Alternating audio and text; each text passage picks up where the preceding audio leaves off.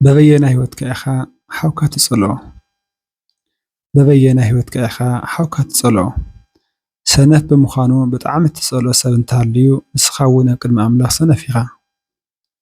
ተመኺሩ ዘይሰምዕ ተሎ ዘይርድኦ ሰብ እንትርኢ እሞ ትስሕቖን ትጸልኦን እንተኮይንካ ንባዕልኻ ከመይ ምዃንካ ክጥይቐካ። ካብ ሓጢኣትካ ንኽትወፅእ እግዚኣብሔር ክንደይ ግዜ መኺርካ።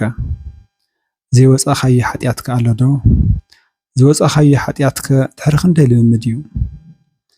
ንዕድመ ልክዕኻ መኺርካ ዝኣበየካ ሓጢኣትካ ኣሎ ዶ? እንተሃልዩ ንምንታይ ንሓውካ ናይ ሰብ ቋንቋን ባህልን ስለዘየፅንዐ ትንዕቖ?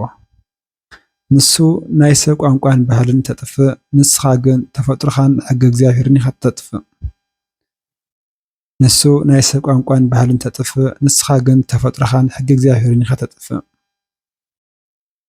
ስለዚ ክብለካ ዝደሊ ኣብ ቅድሚኻ ብጣዕሚ ትጽየፎ ሰብ እንተሃልዩ ዓርስኻ ኣብ ቅድሚ እግዚኣብሔር ከምኡ ጌርካ ቐምጥ። ምኽንያቱ እቲ ሓቂ ንሱ እዩ። ብጣዕሚ እትጸልኦ ሰብ እንተሃልዩ ኣብ ቅድሚ እግዚኣብሔር ጽሉእ ኢኻ። ብጣዕሚ እትንዕቆ ሰብ እንተሃልዩ ኣብ ቅድሚ እግዚኣብሔር ንዑ ኢኻ። እቲ ሓቂ ንሱ እዩ።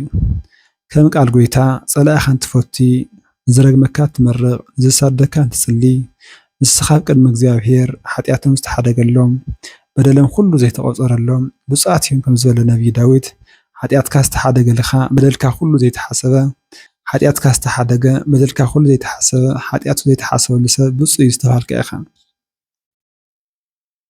ብተወሳኺ ሰብ ንርእሱ ሰነፍ ብምዃኑ ከይናዓቕካ ዓምጫቕ ብምዃኑ ከይጸላእኻ እትነብር እንተኮይንካ እግዚኣብሔር ዝፈልጦ ሰብ ዘይፈልጦ ስንፍናኻ ደገ ከይወፀ እግዚኣብሔር ዝፈልጦ ሰብ ዘይፈልጦ ስንፍናኻ ደገ ዘይወፀ ጎደሎታትካ ንምንቃል እግዚኣብሔር ክንድምታይ ይተግህ።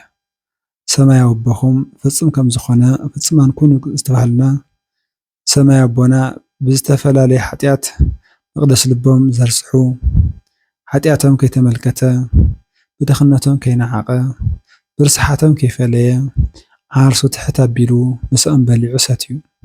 ብተወሳኺ ንጸርፍዎ ክፉእ ከይመለሰ ዝጸፍዕዎ ከይተቐየመ ፍጹም ፍቕሪ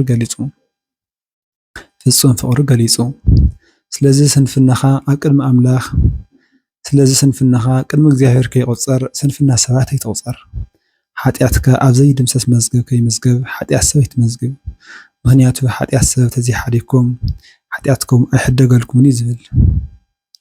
ምኽንያቱ ሓጢኣት ሰብ ተዘይሓዲግኩም ሓጢኣትኩም ኣይሕደገልኩምን እዩ ዝብል።